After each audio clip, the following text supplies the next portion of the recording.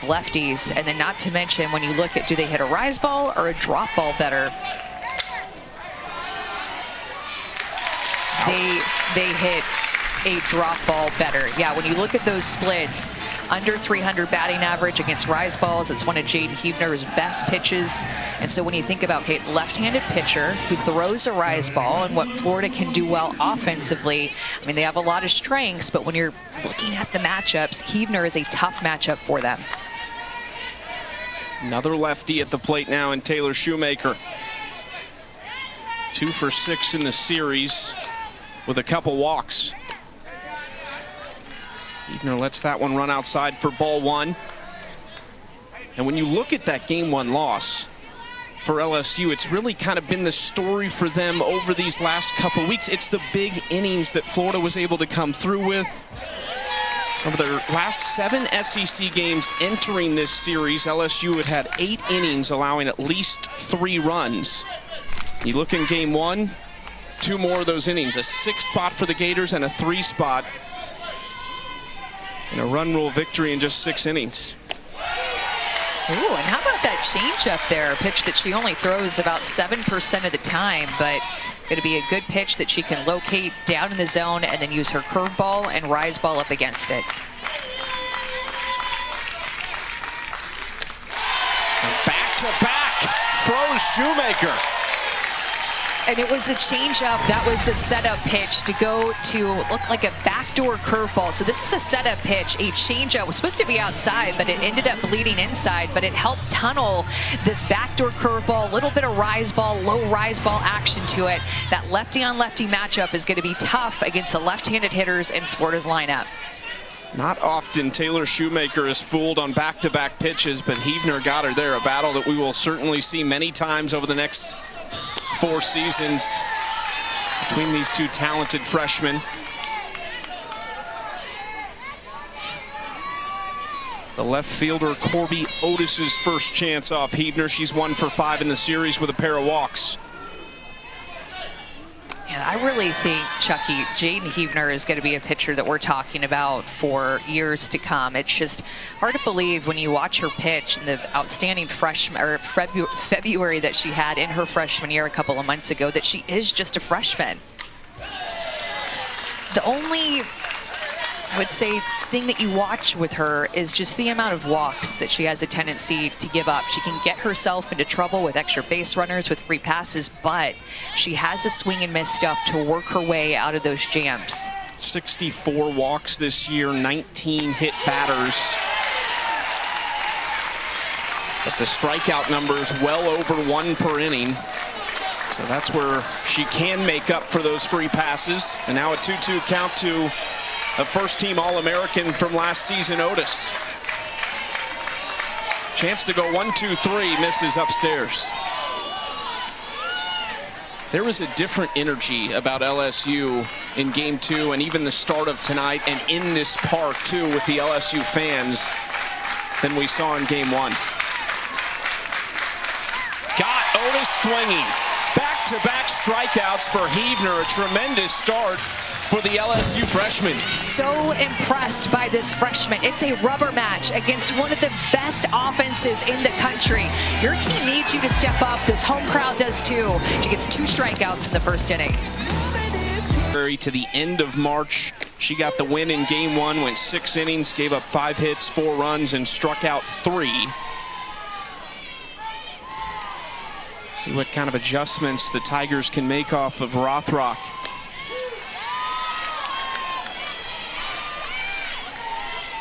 Jumps ahead of Danica Coffey, 0-2 to start things off, and Coffey wants to talk to Beth Torina down the third base line. Yeah, Keegan Rothrock is going to be more up in the zone with her rise ball. She'll work a fastball as well, but she can throw a rise ball on multiple different levels. When that pitch is working its best, she's spinning it, not throwing through her spin, but letting that spin or relying on that spin to get swings and misses and locate that pitch at different parts of the zone. That rise ball is a pitch that she will use the highest percentage of the time at 40%. Also mix in a drop ball and a curve and even locate her fastball as well, which is what I think that we saw the first couple of pitches to Danica Coffey in this AP. It's a long conversation between Coffey and Torina as you look at Rothrock's line from game 1. This is a Florida staff that returns all but 11 2/3 of their innings from a season ago. An extremely young staff as Rothrock gets her first strikeout. Yeah, lived on the outside corner in that at bat to Coffey, and then in an 0-2 count, expanded the zone. About a ball and a half off the plate, got her to chase, went right at her.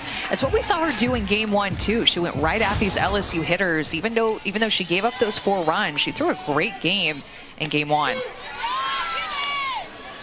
Delivers strike 1 to Jayla Lassiter, the Ole Miss transfer. It's a 2-year starter. Big pickup in the transfer portal along with a couple others for LSU. This is hit in a shallow left field, taken care of by Riley Holtorf, and a quick 2 outs for Rothrock. And we saw this in the top of the first inning, but as well here in the bottom of the first. It's just the shadows in between the pitcher and the batter. And Tim Walton even mentioned that yesterday, having a little bit of an effect on his hitters where it starts in the light and then ends up in the shadows. Not going to have an effect on the pitcher, but as a hitter, I mean, you're trying to lock in on the spin and trying to lock in on the hip, and that can play a little with your eyes. Pitcher's dream, right? You'll take it. Any help you can get against the hitters these days, you will definitely take it. I feel like if you're Keegan Rothrock, you got to talk to your director of ops for scheduling as far as game times go, and need some twilight games to try and get the shadows. Let that one get away from her for ball 2.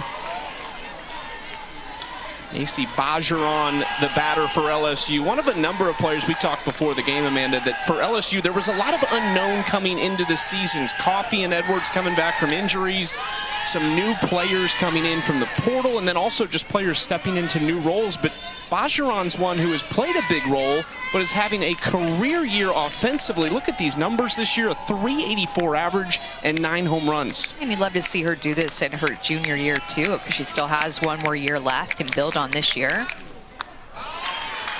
Not a really old LSU team. They have a few seniors sprinkled in there, but a lot of juniors, freshmen, sophomore. Got the walk-off hit last night in Sierra Daniel.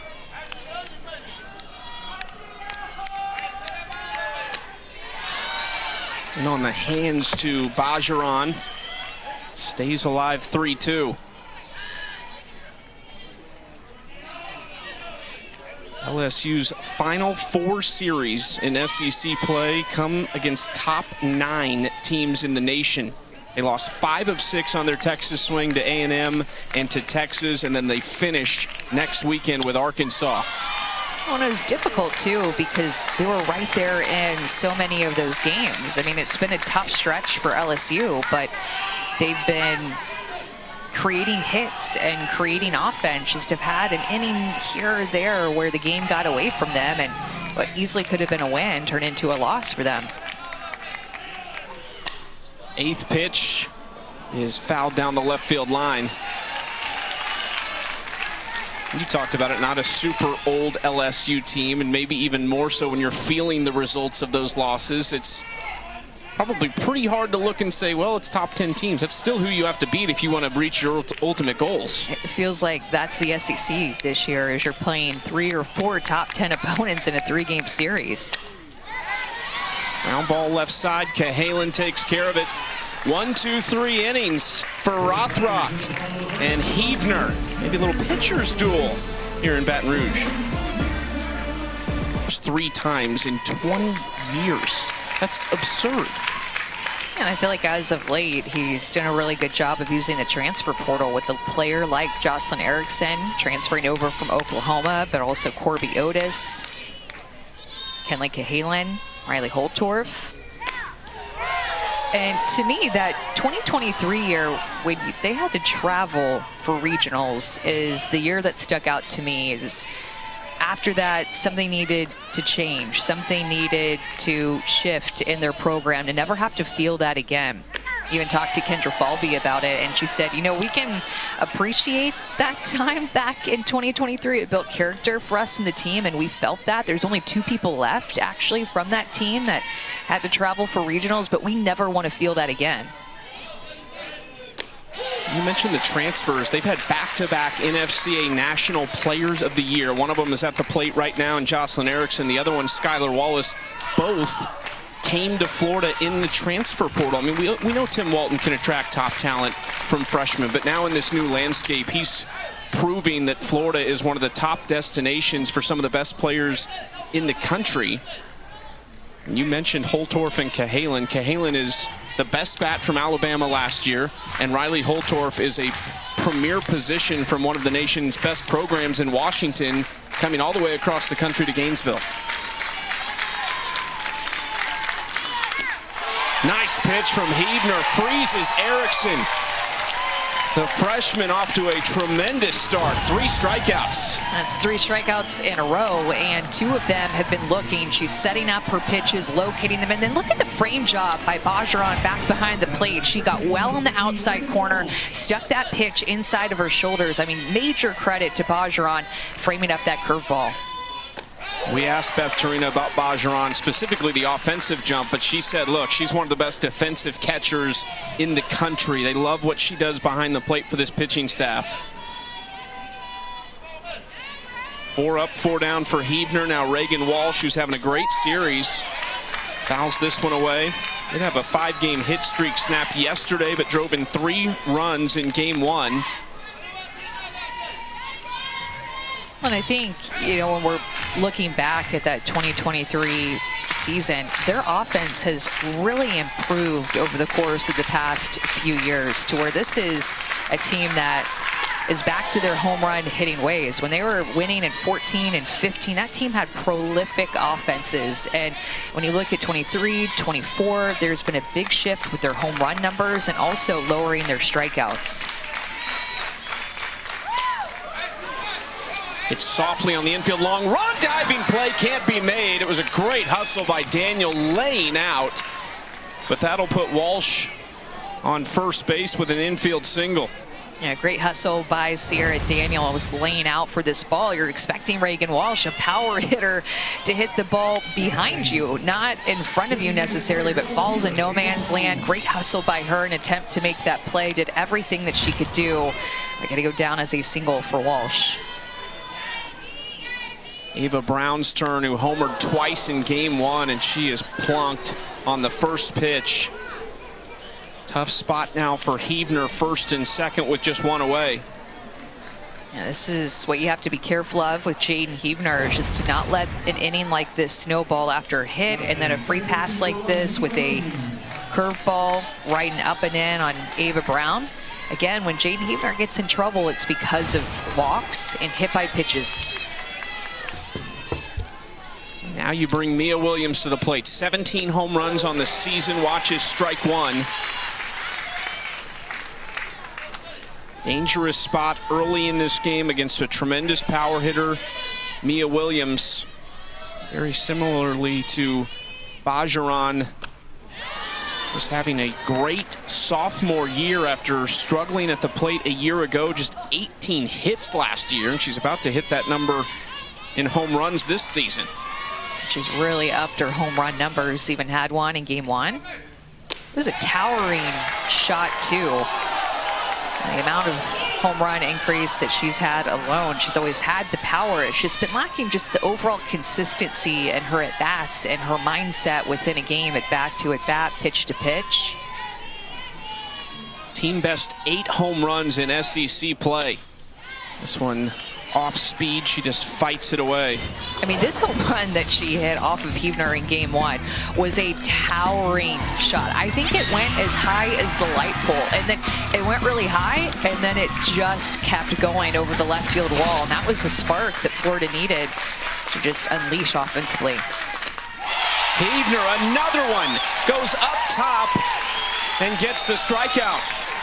This is not a team that strikes out very often, so already 4 strikeouts. We're not even the first time through the lineup, and Hebner goes to this rise ball, ties up her hands. This pitch location is absolutely perfect. Worked her away at the perfect spot at the knees on the outside corner, and then brought that rise ball up.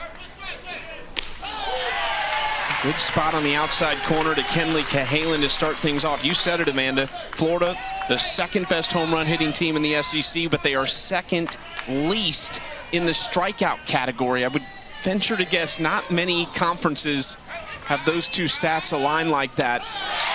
That's what the Gators have been great at this season, and here's Cahalan now down 0-2.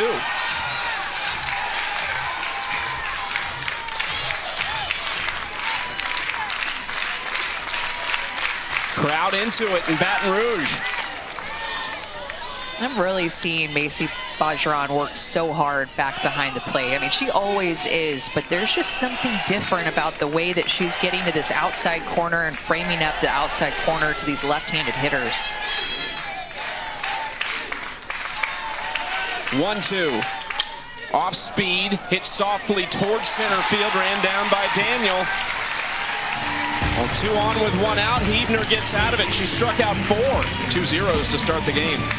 Starting on Thursday, it has set up a fantastic final weekend in the SEC, though, Amanda, with just great matchups and storylines all over the place. It's all coming down to that final weekend. So many good series next weekend. It's Thursday through Saturday series, by the way. So fans, you better get watching on Thursday. Don't get caught a day behind. It's a great teaser for the SEC tournament and then into regionals starting on May 16th. You'll see Tori Edwards at the plate for her first at bat of the night. She's homered in each of the first 2 games and is 1 away from the LSU single season record set by Bianca Bell. It's fun to hear Coach Trina talk about Tori Edwards and just talking about it has just been off the charts what she's been able to do, and really, I mean, could never have quite expected this type of season. They knew that she had unbelievable talent, but the year that she has put together here has just been unbelievable. I mean, she can do all things, and as a freshman, a redshirt freshman, Coach Trina said that she is the most prepared hitter that they have in the lineup. Student of the game, loves to learn about her swing. She needs the 1 home run to break the record for Bell, 9 to break the RBI record. Hit a home run off of Keegan Rothrock in game 1. It was a line drive, just sunk over the left field wall, and then again on Sunday, hit one off of Ava Brown. More of a pull power type hitter when you look at her spray chart and her home runs. They really go over that left field wall. Chased that one. Rothrock gets the strikeout, her second of the game. Got her chasing on this full count pitch. This would have been ball 4. She's looking to hit, sees one up at her eyes, moving not only up but also away from her. A curveball with rise ball spin as well. Huge strikeout for Rothrock. Down to the 5-hole Rudity. First pitch swinging. Cahalan takes care of it. 5 up, 5 down for Keegan Rothrock.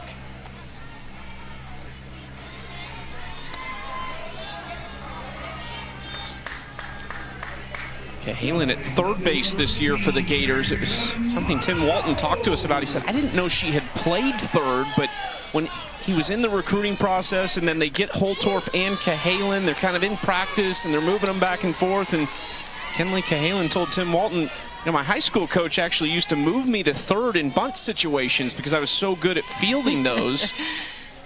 And here she is with a new home at third base after playing shortstop primarily at Alabama last year. Such a high school thing to do. It's just like all these different moves in high school when you have like the best player on the team. You're just going to put them in any situation at any time and have them do it all. She said she really likes her backhand. And Coach Walton's like, well, you can use your backhand a lot over at third base. She has really good footwork and a good defensive third baseman. A whole new left side of the infield for Florida with Holtorf right next to her at short. 1-2 count for Rothrock. And a pretty good looking pitch right there to Jaden Leno, but it's ball 2.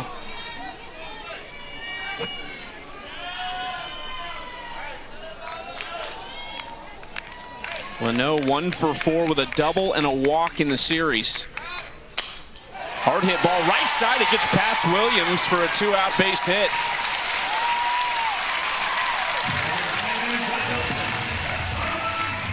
LSU will take that for their first hit of the game off of Rothrock. She's been going right at these hitters, getting some quick outs, and Leno gets a pitch. It's about belt high, gets her barrel to it, hits it hard to the right side, just past Mia Williams, who was playing just a touch up the middle of the field. First pitch swinging for Avery Hodge. That's fouled away. Still looking for her first hit in the series. Hodge transferred from Oklahoma, spent 2 years there, 2 national titles. Kind of struggled over these last 20, 21 games, hitting under 260 in that time frame. Hit .430 with 15 RBIs through their first 28 games of the season. Lets that pitch go up top for ball 2. It's difficult to square Rothrock up because she actually will throw 3 different speeds. So her curveball and her fastball, she will throw the hardest. Her rise ball will be that mid-speed, and then also will mix in a changeup. Good stop there by Jocelyn Erickson. Great receiver. Worked together now for 2 years. But it makes her difficult to time up because of the way that she's able to change spin and speed.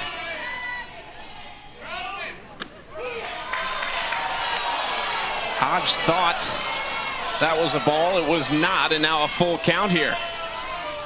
Erickson and Hodge were teammates for 1 season in Norman for Patty Gasso. 3-2. Into right field, almost right at Shoemaker, who makes the catch. They strand a 2-out base hit. Still zeros through 2 innings in Baton Rouge.